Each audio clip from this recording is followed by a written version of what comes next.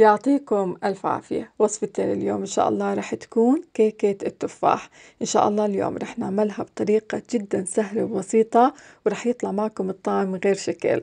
بتمنى إنه الوصفة تعجبكم، تابعوها معي وتعالوا نشوف طريقة العمل. أول إشي هون رح نحضر للتفاح. استخدمت هون التفاح الأخضر 4 حبات من التفاح، وأكيد ممكن تستخدموا التفاح الأحمر، بس نكهة التفاح الأخضر بتكون أطيب من التفاح الأحمر. غسلت التفاح، قشرته وقطعته، وهلا هون رح أبشره. رح أبشر كل الكمية، وبعديها رح أنزل المطيبات. رح نحتاج معلقتين كبار من السكر البودرة، معلقتين كبار من القرفة. ممكن تحطوا حتى 3 ملاعق كبار إذا بتحبوا نكهة القرفة تكون شوي زيادة. حطيت هون ربع معلقة صغيرة من جوز الطيب اختياري، ومعلقة صغيرة من الكاكاو الغير محلى. هيك عندي المكونات الخلطة صارت جاهزة. بخلطهم كثير منيح وبخليها على جنب. هلا هون رح أحضر لخليط الكيك. رح نحتاج 4 حبات من البيض، يكون عنا البيض بدرجة حرارة المطبخ. أكيد مع البيض هون رح أحط نص معلقة صغيرة من الفانيلا البودرة، ورح نحتاج كاس وربع من السكر. ممكن تحطوا حد كاس ونص. بخفقهم. الخفق عندي في البداية بكون على سرعة واطية، بعديها بعلي السرعة. مدة الخفق عندي هون رح تكون 3 دقائق متواصلة. احنا هون بدنا يكون عنا كيك اسفنجي. رح أنزل هون الزيت النباتي. رح نحتاج 3/4 الكاسة من الزيت النباتي. برجع بخفقهم تقريبا مدة دقيقة. بتكون عندي هون السرعة وسط. وهيك عندي الخليط تمام.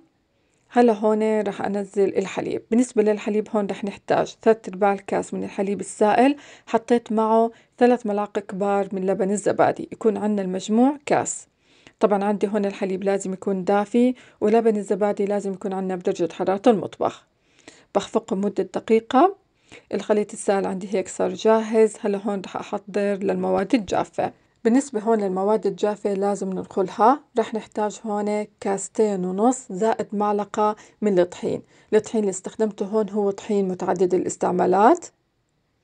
ورح نحتاج كمان هون البيكنج باودر. استخدمت 3 ملاعق صغار من البيكنج باودر. ورح نحتاج بايكربونات الصوديوم اللي هي نفسها الصودا. استخدمت هون ربع معلقة صغيرة. الصودا هون كثير ضروري حتى ترفع معكم الكيكة. ورح نحتاج آخر إشي ربع معلقة صغيرة من الملح. بنخلهم كثير منيح حتى ما يكون بالطحين أي إشي من التكتلات. رح أحط هون نص كاس من جوز عين الجمل قطعته ناعم. ورح أستخدم هون معلقة صغيرة من القرفة، ممكن تحطوا حد معلقة كبيرة. بخلطهم كثير منيح. وبهيك عندي المواد الجافة جاهزة. رح أنزلهم هون فوق الخليط السائل. طبعا بنزلهم على مراحل. بنزل دفعة، بقلبها، وبرجع بنزل بقية الطحين على دفعات. بالنسبة لحجم الكاس اللي أنا استخدمته اليوم بالوصفة هو 300 مل. طبعا هون لازم تتأكدوا إنه الخليط ما فيه أي إشي من تكتلات الطحين. رح أحكي ملاحظة بالنسبة لجوز عين الجمل، إذا حبيتوا تحطوه مع خلطة التفاح أكيد ممكن، بس أنا هون بحب أحطه مع الطحين حتى يتوزع على كل الكيكة. هون رجعت قلبت الأطراف، وبرجع بخلطهم شوي مع بعض.